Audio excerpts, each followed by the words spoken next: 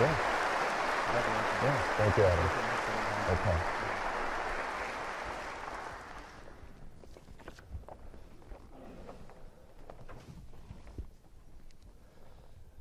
You know, as I stand here, I was listening to what Adam, Dr. Wright, was saying, and you're not supposed to make me cry today, Adam.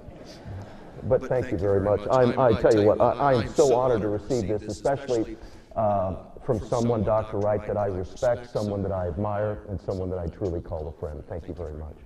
I also want to thank the faculty at DBU. Some of you have allowed me to come into your classroom and speak to your students, and I consider that a privilege and an honor, so thank you all very much. And Dr. Cook, think back to 29 years ago when you came to this school, and look around now at what it's become. It's amazing what you and God have accomplished. A smaller, lesser-known college has been transformed into a majestic and renowned university. This truly has become a light on the hill. Thank you, Dr. Cook. So, I stand here. Adam stole one of my lines, by the way. But I stand here today in the Pilgrim Chapel, and I think, you know, the weather guy wouldn't be here today if we didn't have the sun shining outside, and we certainly do. So this truly is a thanks Delkus moment. So I thank you all for being here and listening to that canvas. I'm so sorry. So for all of you graduates that are about to receive your diplomas, you probably have a plan, right? So you're going to take your degree. Here's the plan. You're going to take your degree. You're going to find a job in your field and the city you want. You'll probably get a promotion on your first annual review. You'll marry your soulmate. You'll have the obligatory 2 kids. The path you envision is just like this, right? It's a straight path, right? Now believe me, not only is that unrealistic, it's kind of boring. It's kind of confining. You know what I mean? As the famous adage says, college is something you complete. Life is something you experience. The path you envision, it should be more like a country road.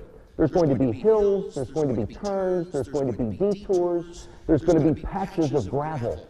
That's what you need to envision. You're going to find those twists, those turns. Those are the best times. They really are. Because they'll open you up to unique and interesting experiences. And it's in those experiences that you'll discover who you really are.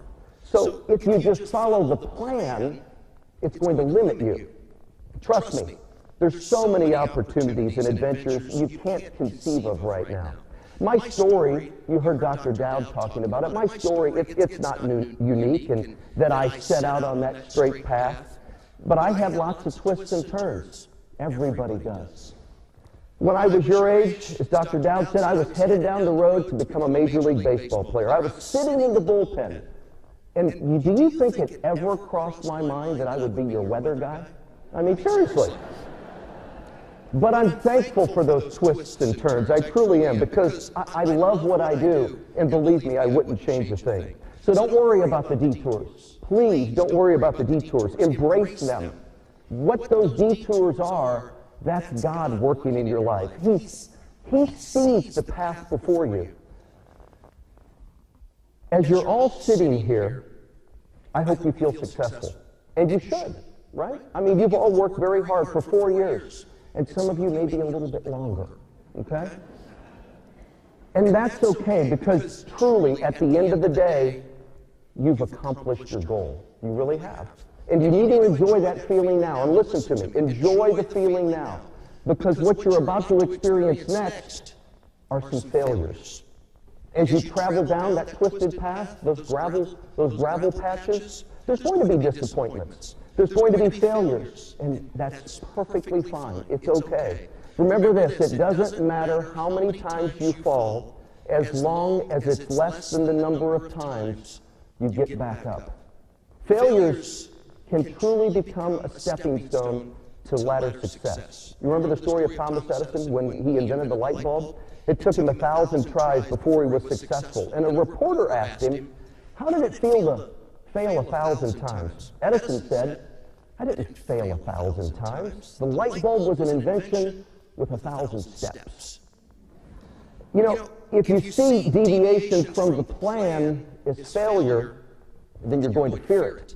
You'll become so focused on not failing, you won't aim for great success. You'll just settle for a life of mediocrity. You know, if you choose to play it safe, you'll be the person that walks along the beach and never leaves a footprint in the sand. You know, we know that it doesn't matter if the path varies and you have to take some detours or when you have failures along the way. But what does matter is how you travel down the path. As Christians, we have the opportunity to serve God and spread the love of Christ in the workplace, no matter what our career is, by simply doing our jobs well. It's been said, all work done well and for the glory of God is Christian work. This means we model Christ in the workplace best when we perform well with a good attitude. That's how we inspire others to desire, to know, and to worship God. Work well done with integrity, humbleness, and love, it's uncommon, but it'll be noticed. Paul explained it like this: whatever you do, do your work heartily, as for the Lord rather than for men, knowing that from the Lord you will receive your reward. It is the Lord Christ whom you serve. You know, so I look at that scripture and I think we're called to serve our co-workers and our clients with excellence.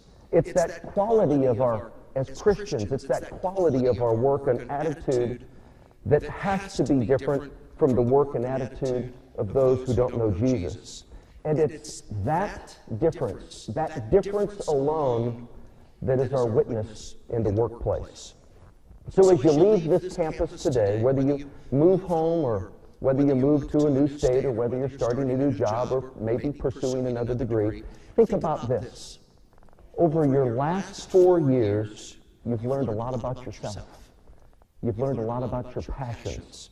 Now it's time to follow them. It really is. And you may have come in today with some mixed feelings. You know, there's excitement, there's worry, there's hopefulness, there's anxiousness, or maybe you're just relieved. But what you need to hear me say today is this: you don't have to have it all figured out right now. That's okay. You just have to be faithful to God's process. Sometimes it's messy, sometimes it's easy, sometimes it's clear, and trust me, sometimes it's pretty murky. But in the end, you need to have faith that God does have a plan. He does have a plan for you in each and every one of you. And He won't abandon you as you seek it. Thank you all.